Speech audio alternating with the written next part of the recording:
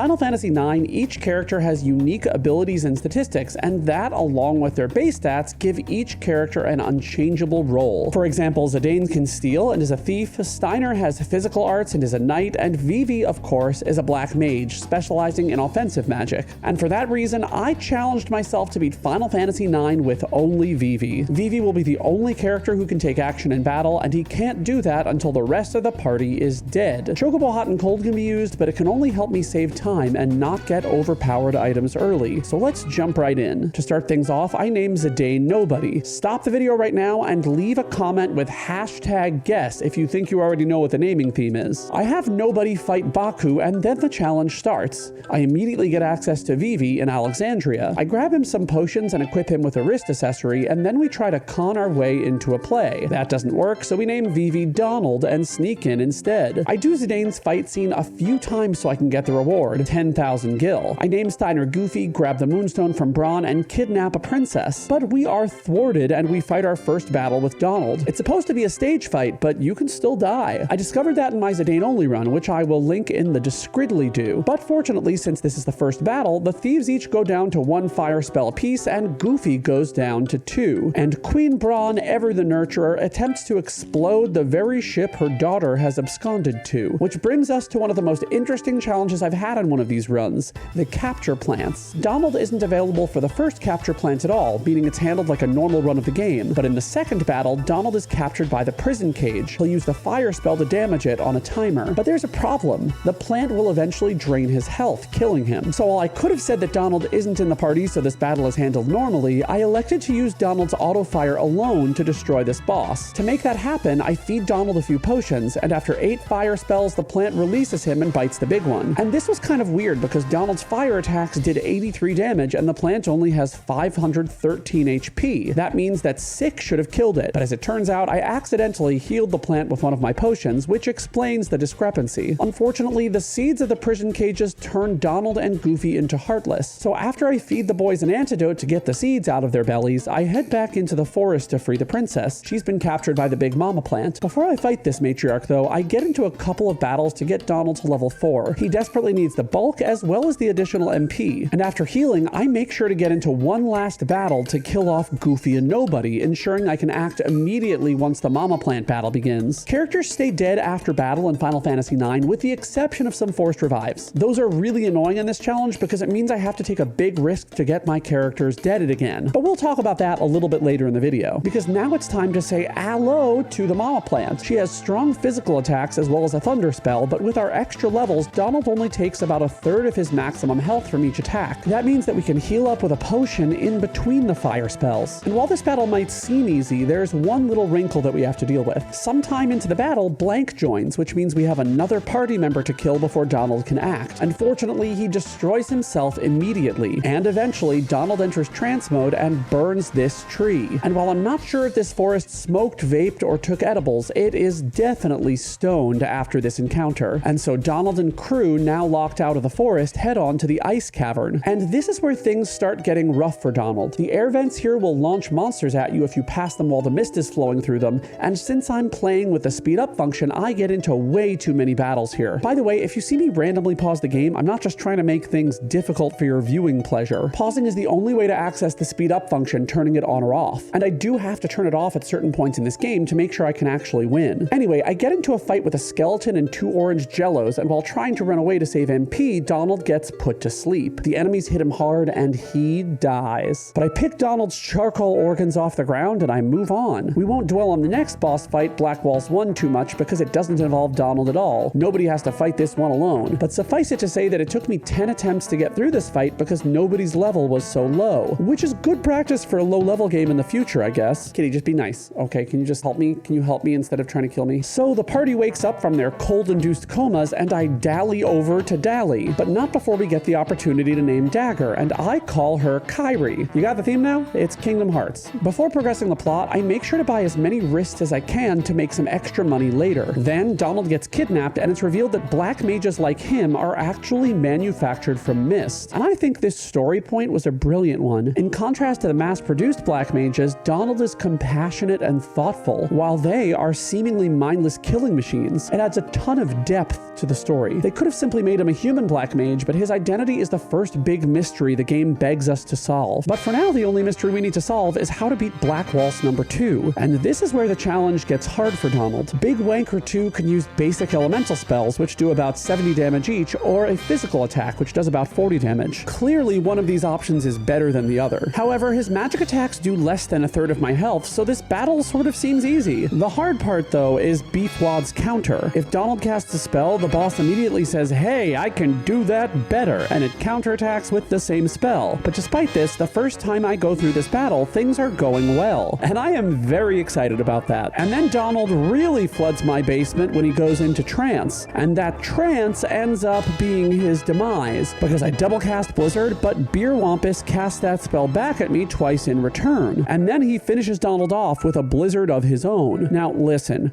sometimes people are better at things the second time around, but me, I'm not one of those people. So on my second try, I get taken out almost immediately by a double fire attack. The third try goes a little bit better, but not better enough for me to win, and Donald dies again. On my fourth try though, things go a lot better. In addition to not dying to any counterattacks, I managed to get off a few focuses. This technique, unique to Donald, allows him to increase his magic stat by 25% per use, and it can be used an unlimited number of times until Donald reaches 99 magic. This will be very useful later, and it will also be very useful right now, because Big Whooper reaches phase 2. He casts a Fibra spell which deals a massive 110 damage, but Donald survives it. Unfortunately though, Donald reaches trance again, and that means I need to delay my attacks to heal. But eventually he comes out of it and he destroys Bumwaxer with one more fire spell, and that means I really didn't need to wait for his trance to wear off. But hey, he's dead, so we're able to steal a misship and head over to Lindblum. But not before we get attacked by Black Waltz number 3. And of course, right away, I accidentally use Donald's magic before everyone else is dead, which counts as another death, and I reset the battle. Fortunately though, the remaster has a continue feature which lets me restart this battle without fighting Black Waltz 2 again, so it isn't too painful. And on this run, Donald starts out in trance, so I cast a total of 4 fire spells and eat a Fira, which does 90 damage, and a Thundara, which does a whopping 150 damage. Yeah, this guy shocks. So given that this guy can literally take me out with 2 attacks, I come up with a strategy. Basically, if he casts a spell, I must heal. However, when he physically attacks, that's my opening to use a spell of my own. And that means that this battle goes slowly, but he eventually gets taken down by one of Donald's fire spells. And while he technically isn't dead yet, he tragically doesn't buckle up his seatbelt and dies in a horrifying airship accident. Click it or ticket, folks. So Lindblum is a fun place. The Regent is a bug, but that's actually a feature, and we meet up with Freya at the bar. And naturally, I name her Zaldinia. Before I leave Lindblum, I make sure to buy some steepled hats to turn my wrists into cotton robes. I think I forgot to mention it, but I bought a bunch of wrists in Dolly. By synthesizing them together with steepled hats, I can make a cotton robe, and selling them gives me a profit of 630 gil per cotton robe. And that will really help with the exorbitant costs of potions and equipment throughout the game. We then fight in the monster tournament, and we make sure to lose right away to get the coral ring, which will be an absolutely necessary accessory for the rest of the game. The coral ring allows Donald to absorb thunder, and that means that Donald now has a reliable way to heal himself. He can just cast thunder on himself. He's no longer limited by potions. Then we eat a huge dinner, get drugged and abandoned by Kyrie, and head for the kingdom of Burmecia. But not before we meet up with Quina, whom we name Pooh,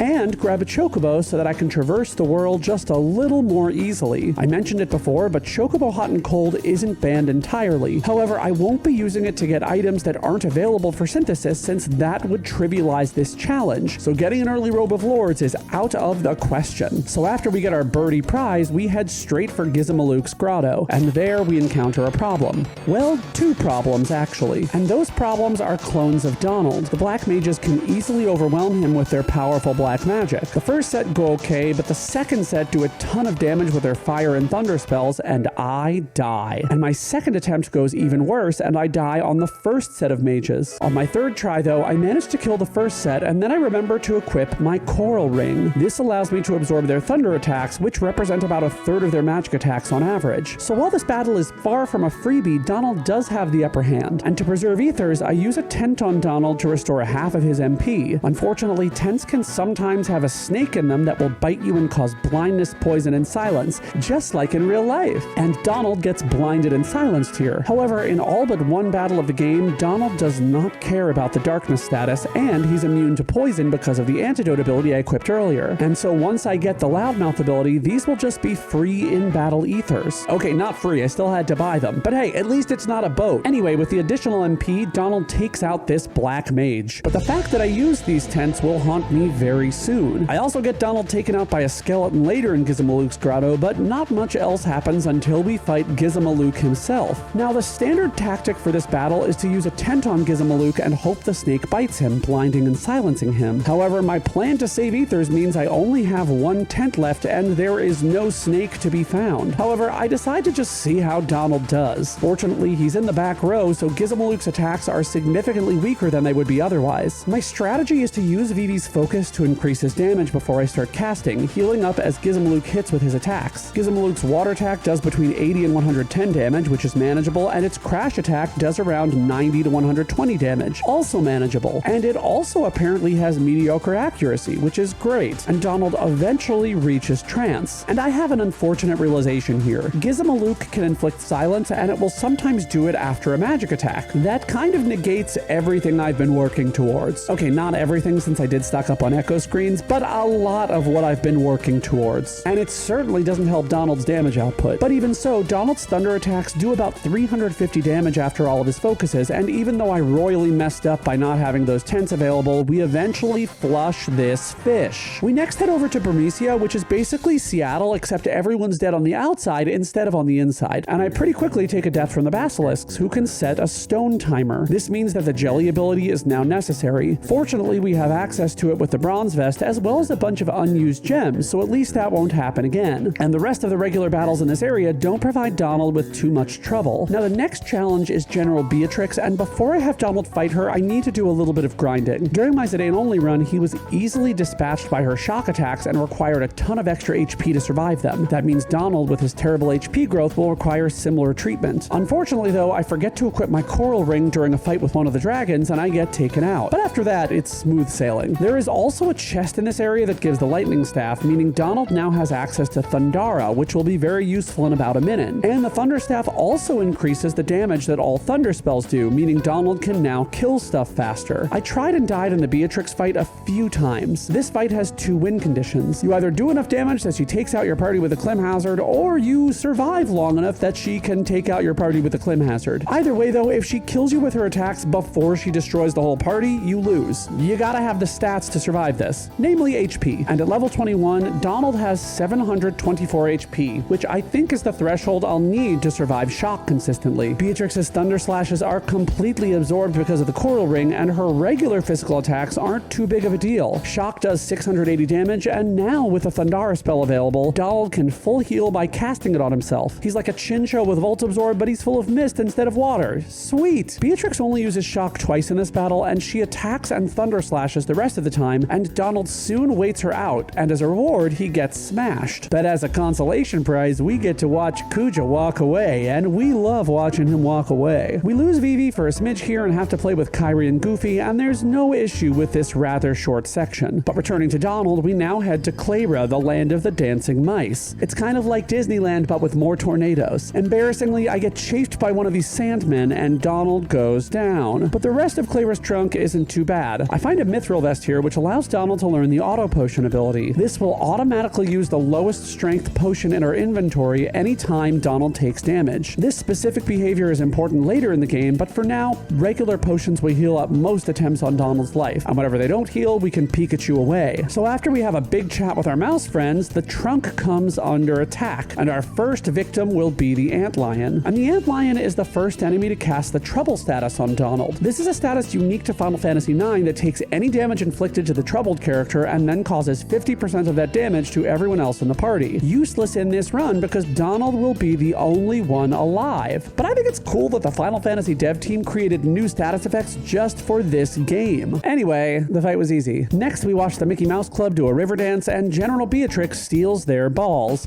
which means means we're gonna have to take their balls back. This fight is once again a test of whether you can survive her onslaught, as she'll end the battle automatically after several turns. Unfortunately though, her shock attack is powered up and takes down Donald in one hit. However, on my second attempt, it does not kill. Shock has a huge range of possible damage numbers, meaning it's just random chance whether it'll kill Donald. And relatively quickly, the battle ends and Donald gets stock braked to 1 HP. We use the Black Mage's warp spheres to escape Clara, and what follows is one of the most chilling scenes in all of Final Fantasy. Queen Braun releases Odin to rain destruction upon the tree mice, destroying their civilization with his sphere. His spear. He does it with his spear, not a sphere. It's not a circle. A sphere is a circle thing, and a spear is the pokey thing. Okay, we're moving on from this. I have to admit that up until this point, I didn't really feel connected to the deaths in this game, but the destruction of Clara changed everything. Clara is a peaceful settlement. The destructive power of their tornado literally only exists to provide protection. So when Braun destroys the entire city with summoning magic that she stole from her daughter, no less, she finally becomes an irredeemable villain. And yes, she's not the true final villain, whatever that means, but she represents that little piece in all of us that would kill if given the right motivation. For example, if anyone ever hurt one of my cats, I'd bite out their jugular vein and watch them bleed out on the street.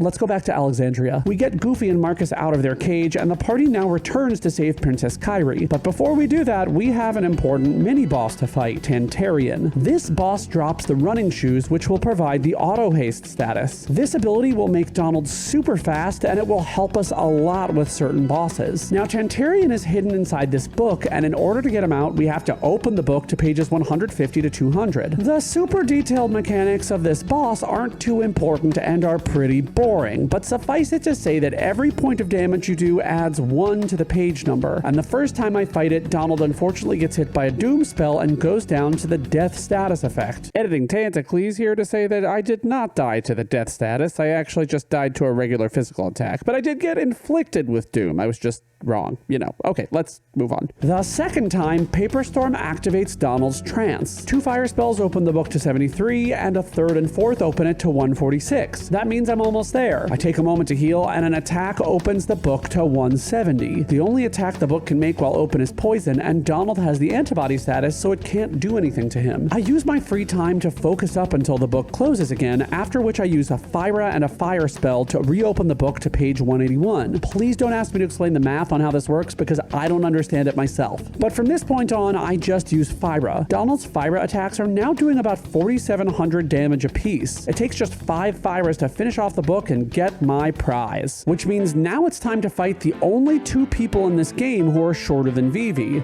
Zorn and Thorn. They alternate giving each other power to cast strong spells, but if you hit the one that got powered up, they can't do anything. So I hit them, and they can't do anything. Oh, actually, they can do one thing. They can die. But you know who refuses to die? My party. Specifically when Beatrix tries to kill them. And she tries to kill us again. This time though, Shock is not a one-hit kill. But after I heal off her first one, she uses it again and takes Donald down to 6 HP. But I heal up and the rest of the battle is pretty okay. You know, until Beatrix double shocks Donald again and I die. And then I die a second time. Slay, Beatrix, slay. Fortunately, my most recent save file occurred right after Zorn and Thorn. So I reload that, equip the coil ring, and this time Beatrix cannot kill Donald fast enough to game over me. So she just kills him slowly and progresses the plot. That makes perfect sense, right? The next part of the game, though, provides a significant challenge: the Bandersnatches. Now, granted, this isn't a Donald problem. Rather, it's a Beatrix problem. She joins our team, and because her starting level is based on Zaldinia's level, her stats are garbage level. The strat is similar to the one I settled on in my Zidane-only video, though. Kill the first Bandersnatch with Shock so that there's only one left, and then restore Beatrix's MP so that she's prepared to smash the Bandersnatches in the next bout. This works, and we make it through this harrowing set of battles. But now Donald is back, we escape the castle, and it's time to fight a snake. It's vulnerable to the slow status, so we cast that. Unfortunately, though, this snake can use the mini status on Donald. That makes him incredibly vulnerable to physical attacks. Fortunately, though, it uses its eerie sound wave again, which reverses the status, and I spent most of my time while minied having Donald focus. us. His fire spells do massive damage, and we take out the snake. We reclaim Rama, watch Lindblom get eaten up by Atomos, and head on to Fossil Rue. But before we can play with the spiders, we've got to fight Lonnie. And Lonnie is special. She scans Donald and notices that he's weak against fire, and then she just uses a big mix of spells rather than only targeting his weakness. Our strategy of focus until we're powerful and then cast like crazy works as well on Lonnie as it does on anyone else, and she eventually goes down. So we head through Fossil Rue and on to Tally Ho Land,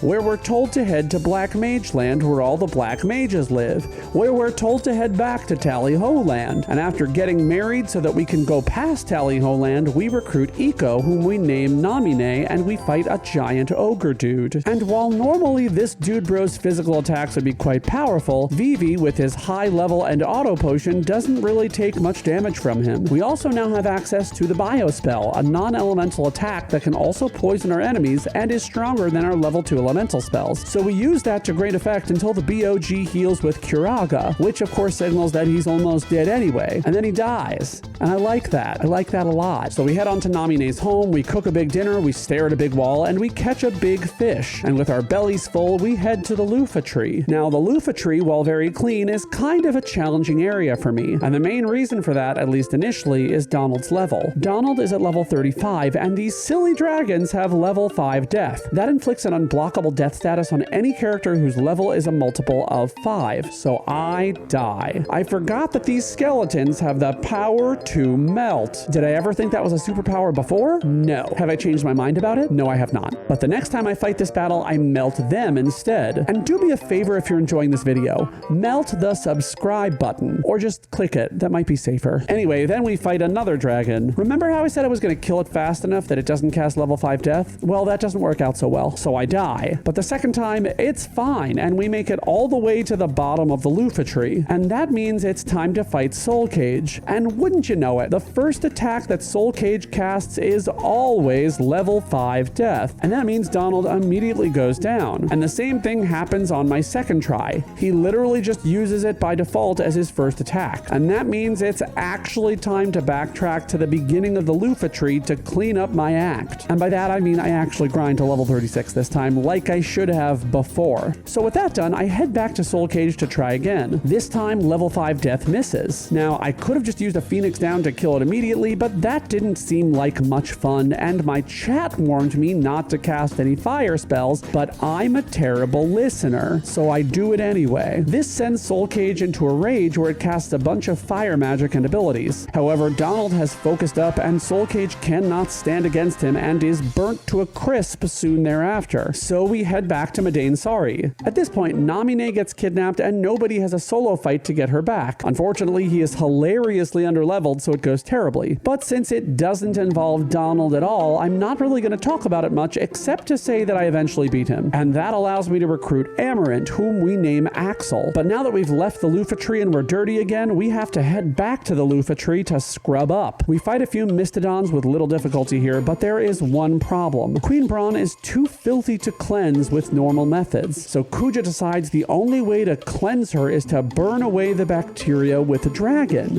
which is very sensible. We play some cards, we do a potion side quest, we turn the Chancellor from a bug into a frog, we find out that our friend is mute, no big deal, and finally we decide to pursue Kuja in the desert. And we do that by using a boat. And by the way, don't buy a boat. It's a bad investment. Fortunately though, our characters have learned that lesson all too well, and they use the Kingdom of Lindblom's boat instead of buying their own. And if you thought the run was interesting so far, here's where it really gets fun. At this point, the game asks us to send one party to Oggleburps and have one party stay in the Desert Palace. But in order to have Donald beat the game alone, we're going to have him do both, starting with Oggleburps. And Oggleburps is a big problem. Not only because I'm purposely pronouncing it incorrectly to drive engagement from frustrated rage commenters, but also because it's impossible to use magic there. Now, we can run from the random battles here, so they're no big deal. But what is a big deal is the boss of this area, Ark. But I'm prepared for this one. First, back in Trano, I purchased the Dark Matter item, which when thrown at an enemy does an automatic 9,999 damage to them. And this is the battle to use it on. Because Donald can't use magic, his only option is physical attacks, which do about 150 damage of Ark's enormous 20,000 HP total. I also also got rid of all of my regular potions, which means now my auto potion ability only uses high potions. But while I'm not really in danger of dying to Ark's attack given auto potion, I will eventually run out. That will let him gun me down. So the dark matter item truly is essential because it's one of the most impactful boosts I can get. And by the way, thank goodness for the speed up function. This battle took about 10 minutes, but would have taken about 30 minutes otherwise. And that's my way of saying I won. Neener, neener, neener. Ark's a big fat wiener. And then it's time to reset, fight through Ark again with the other characters, and have Donald fight through the desert palace. The boss of which is Valeria Pira, the first woman to be made into a pillar. Fortunately, I made sure to catch all of the bloodstones, meaning she can't enhance herself. But even without plastic surgery, the boss's elemental magic is too much for Donald to handle, and I die. But there is an easy strategy for this battle. Since all it does is use basic magic attacks, I can reflect them. Unfortunately, I picked up a reflect ring at the auction house as well. So I equipped Donald with the reflect ring, and I equipped the auto reflect ability. And this works swimmingly. The initial Blizzaga is reflected, and then Valeria casts reflect on herself. However, she's not smart enough to use that reflect to cast spells on herself to bounce off of herself to be cast on me,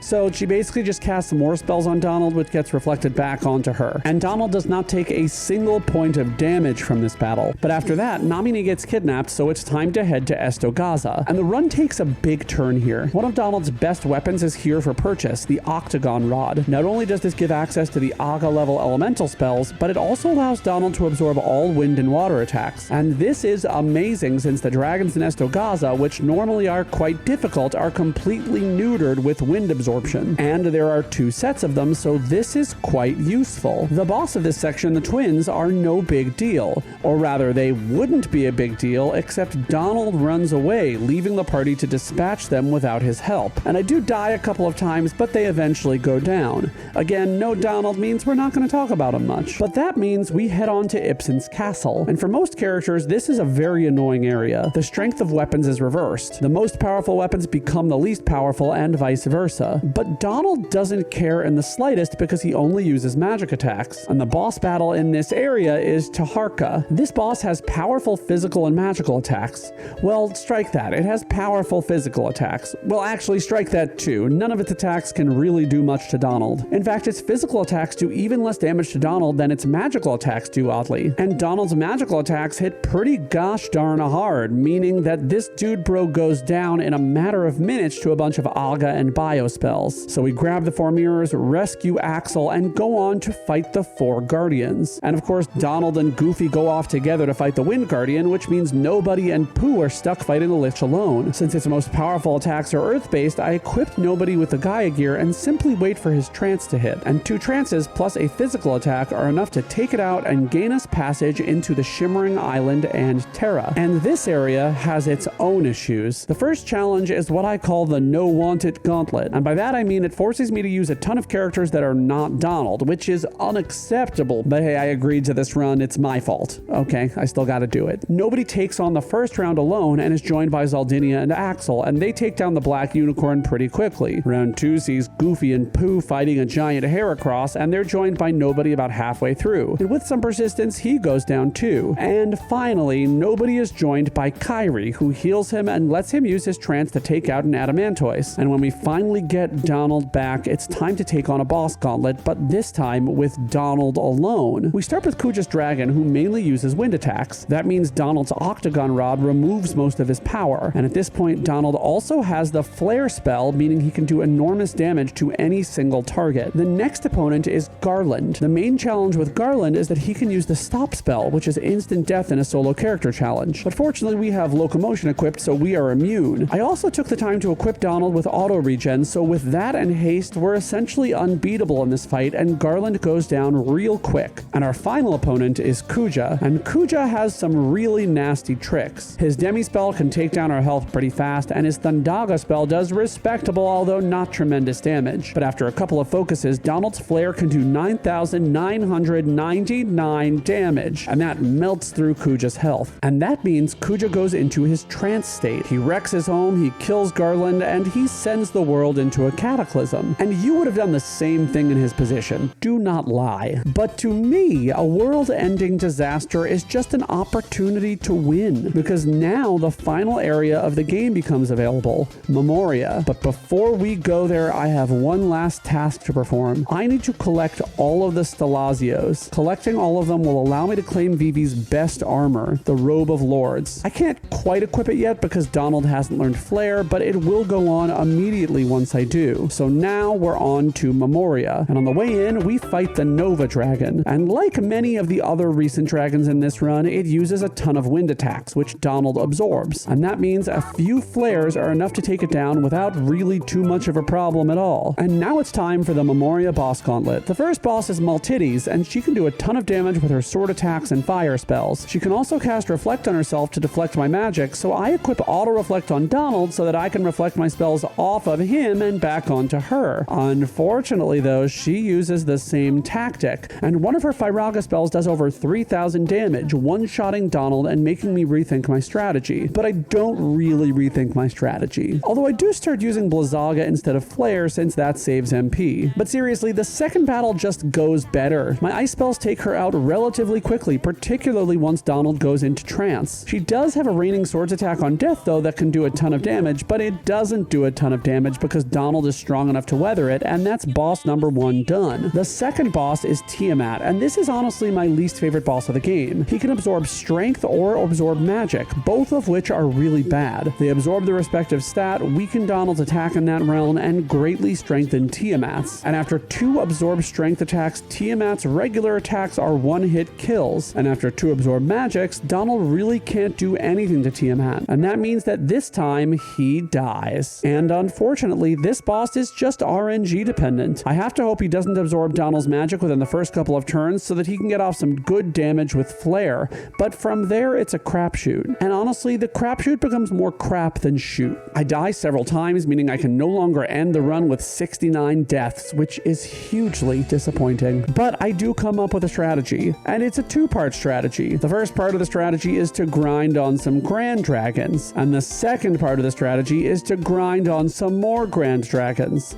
Okay, there's actually a third part of the strategy which doesn't involve grinding, it's just equipping some new abilities. Auto Reflect and Reflect ×2. Reflect ×2 will double the power of my spells when they reflect off of Vivi, and that means I'll have a bit more time to do a ton of damage. I also switched to using Blizzaga instead of Flare since Tiamat is weak against it. I'll still have to get a bit lucky and hope Tiamat doesn't use Absorb Magic too soon, but that luck comes quickly and I'm finally able to take him out. The next boss in the gauntlet, however, is not a challenge. It's the Kraken, who only does 2 things. He casts Water Go, which does water damage, and he freezes. The freeze status debilitates your character, which stops them from acting. It also makes it so that if they take a physical attack, they die. However, since the Kraken doesn't use any physical attacks, only water magic, which I absorb, and freeze, I'm invincible during this fight, and I take it down with some Thandagas. And the final boss in this gauntlet is the Lich. Before I fight him though, I grab Donald's ultimate weapon, the Mace of Zeus, from a staircase. This item teaches the Doomsday spell, which will be very useful in just a little bit, but not quite yet. So back to the Lich, this boss can use the Death spell. The key for this fight, therefore, is a little bit of auto life and a whole lot of luck. And I do not get that luck on my first try. I die right away. Second try also goes terrible, and then I realize I've kind of been approaching this battle the wrong way. Oh, another third try I get venomed, which I wasn't expecting. That hurt. I don't know why they would do this to me. I've never been venomous to anyone else in my life, so how could you do this? I just want everyone to be happy. I get the strategy eventually. Since I'm pretty close to trance, I take off Donald's Gaia gear. The little bit of damage Donald will take from an earthquake attack will allow him to go into trance, and once that happens, it's double flares ×2. Donald dies from the Doom status on my next attempt, and he's revived by auto life, and one more reflected flare is enough to take him out. That's the smoothest that this battle could have possibly gone. And if you've been enjoying this video and want to talk more about Final Fantasy or any of the other games I make challenge runs about, consider joining the Tantacles Discord community. Link to the Discordly-doo in the Discridly-doo. And now it's time for the final 3 bosses. The first is Death Guys. In the back row, its physical attacks do very little. However, like our Lychee friend, Death Guys has access to the Death spell. That means I die and auto life is crucial to Donald's survival. Of course, on the second try, I completely forget to equip it and Donald dies again. Still, it's worth another try, and this time I get 2 focuses off before I start flaring up the place, and then okay, whoops, I didn't equip it again. But on my 4th try, I finally stop being a poop and I equip auto life. Donald gets deathed on schedule, revived, and then goes into trance, and his Blizzagas are enough to completely destroy Death Guys, which means now we're down to just 2 more bosses, and the first is Kuja. And Kuja, to be completely honest, is a Doomsday pushover. His most threatening spell is probably Flare Star, but the damage is easily healed off with auto haste and auto regen, with auto potion as an extra topper-upper. And even more funny is that Donald's Doomsday attack does massive damage to him and simultaneously heals Donald to full health. That makes every other spell a waste of time. Kuja even casts Reflect on himself, which Doomsday passes right through, making it the perfect counter to anything he can do. And that means that Kuja is very quickly taken out, which pushes us into the final battle with Necron. Now, Necron is no pushover. His blue cross spell brings the HP of a party member down to 1. However, auto potion can take care of that. But his most threatening spell is Grand Cross. This attack can literally inflict every status effect in the book, and some status effects that aren't in the book on Donald. And the first time he uses it, it inflicts the death status, which takes Donald out immediately. The second time I fight him, I get luckier with the Grand Cross RNG. It only blinds Donald, but he uses it again shortly thereafter, and it brings Donald's HP to 7, which allows him to get taken out by a neutron ring. On my third try, the Grand Cross does nothing to Vivi, and the strategy finally comes about. Just cast Doomsday repeatedly until he dies. I do get hit by a blue shockwave, bringing HP to 1, but an elixir takes care of it. And somehow, Necron doesn't cast Grand Cross for the rest of the battle. That allows Donald to cast Doomsday after Doomsday after Doomsday and eventually destroy him. And if you're looking for more RPG challenge runs, click the link right here for a playlist of all of them. Because if you don't, Malboros will breathe on you 3 times a day every day for the next 5 years. I appreciate each and every one of you that watches. Thank you so much for being here.